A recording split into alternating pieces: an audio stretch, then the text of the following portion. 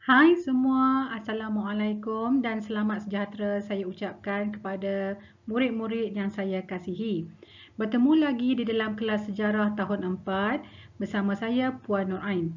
Untuk kelas hari ini kita akan menyambung unit 1 iaitu mengenali sejarah dan murid-murid boleh merujuk kepada buku teks sejarah tahun 4 iaitu pada muka surat 10 dan 11. Kita masih berada di dalam unit 1 iaitu mengenali sejarah. Adakah murid masih ingat apa yang telah kita pelajari sebelum ini? Yang pertama, kita belajar tentang pengertian sejarah. Adakah murid masih ingat apakah maksud sejarah? Sejarah ialah peristiwa yang benar-benar berlaku pada masa lalu. Kemudian kita belajar tentang sumber-sumber sejarah. Masih ingat?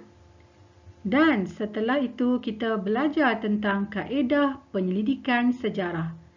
Baik, jadi untuk hari ini kita akan belajar tentang ruang dan masa dan sebab dan akibat dalam peristiwa sejarah.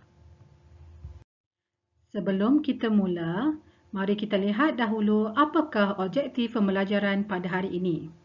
Murid seharusnya dapat memahami konsep ruang dan masa. Seterusnya, murid seharusnya dapat menjelaskan tentang sebab dan akibat dalam peristiwa sejarah.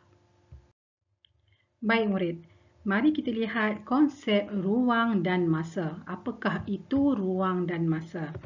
Baik, sejarawan yang terdahulu telah menggunakan urutan masa untuk mengkaji peristiwa sejarah yang telah berlaku.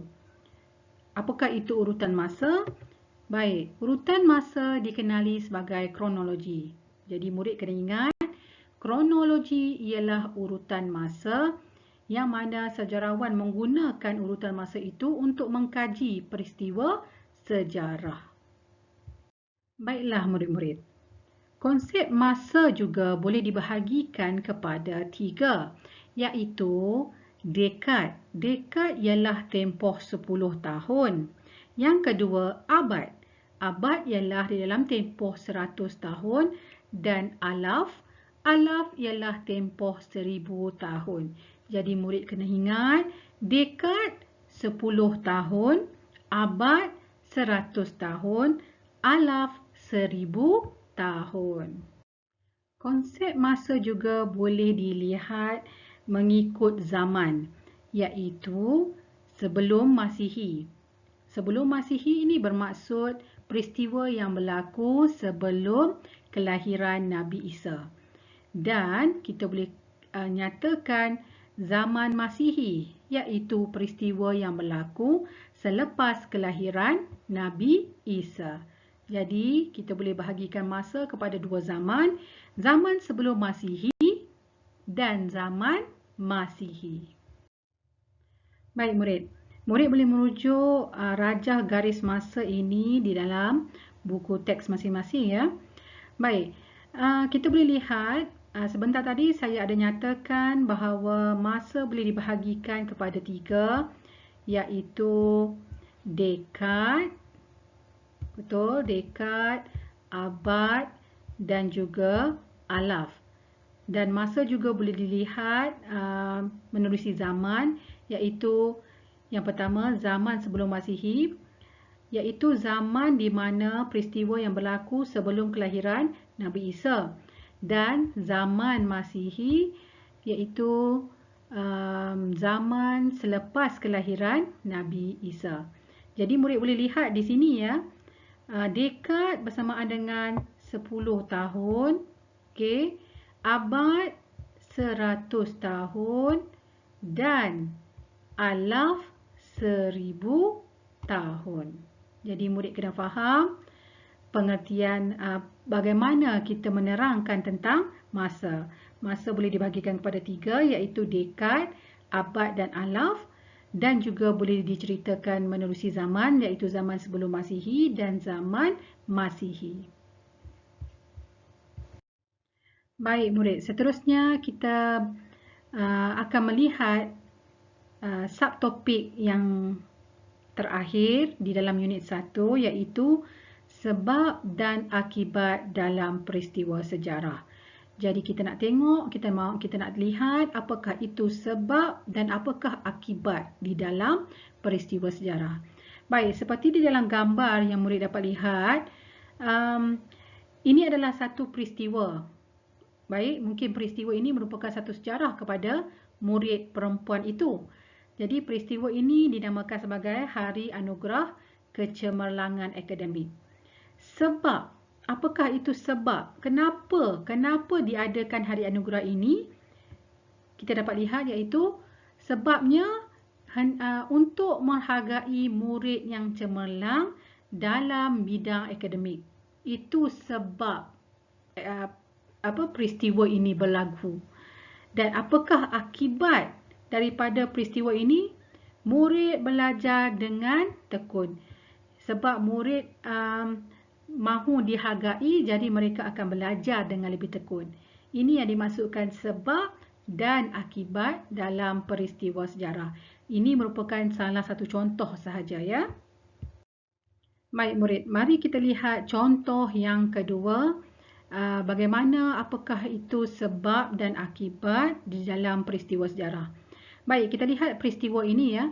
Peristiwa kemerdekaan Persekutuan Tanah Melayu pada tahun 1957. Untuk pengetahuan murid, pada masa dulu negara kita Malaysia tidak dikenali sebagai Malaysia, tapi dikenali sebagai Tanah Melayu. Jadi, apakah sebab? Okey, sebabnya British telah menjajah Tanah Melayu. Negara kita belum merdeka masa itu. Jadi, sebab kepada peristiwa sejarah itu, negara kita telah dijajah oleh British.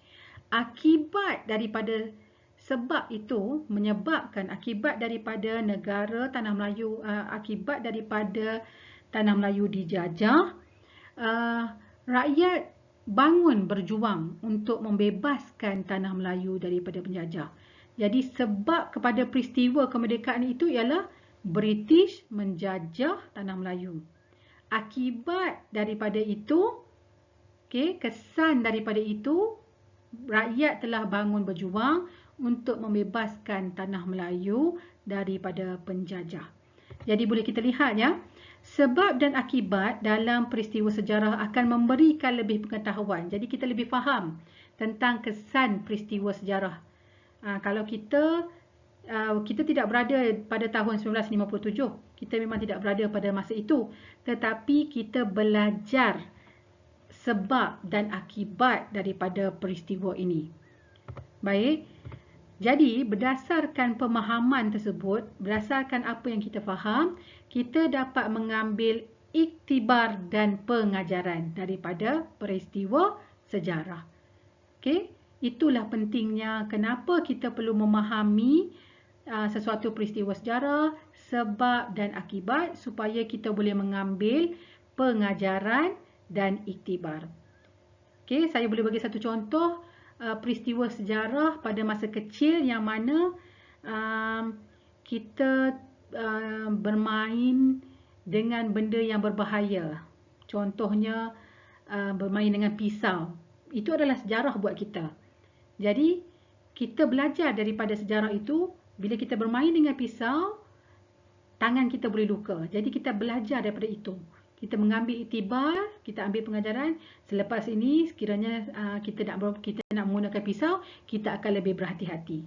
Itu maksudnya kita dapat mengambil iktibar dan pengajaran daripada peristiwa sejarah.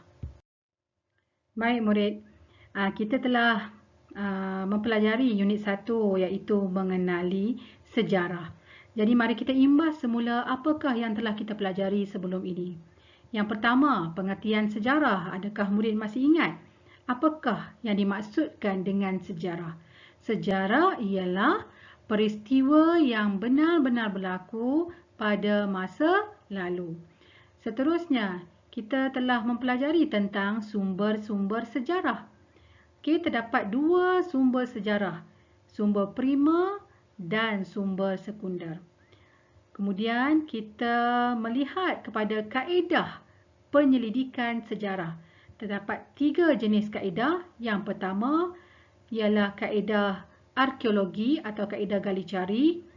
Kemudian kaedah lisan dan yang ketiga kaedah bertulis. Seterusnya kita belajar tentang ruang dan masa. Jadi ruang dan masa dalam sejarah boleh dilihat mengikut zaman, iaitu sebelum kelahiran Nabi Isa dan selepas kelahiran Nabi Isa. Masa juga boleh dibahagikan kepada 3, iaitu dekad, abad dan alaf. Jadi murid kena faham, dekad ialah untuk tempoh 10 tahun. Alaf adalah abad adalah untuk tempoh 100 tahun dan alaf adalah untuk tempoh 1000 tahun. Dan seterusnya kita juga telah melihat sebab dan akibat dalam peristiwa sejarah. Okey, pemahaman tentang peristiwa sejarah ini menjadikan kita lebih jelas menjadi pemahaman tentang peristiwa sejarah akan menjadi lebih jelas apabila kita mempelajari sebab dan akibat. Jadi jadi apa yang kita belajar tentang unit 1 mengenali sejarah, saya sangat berharap agar murid akan timbul minat untuk lebih mempelajari sejarah selepas ini. Terima kasih semua murid. Kita akan bertemu lagi di dalam kelas yang akan datang. Assalamualaikum.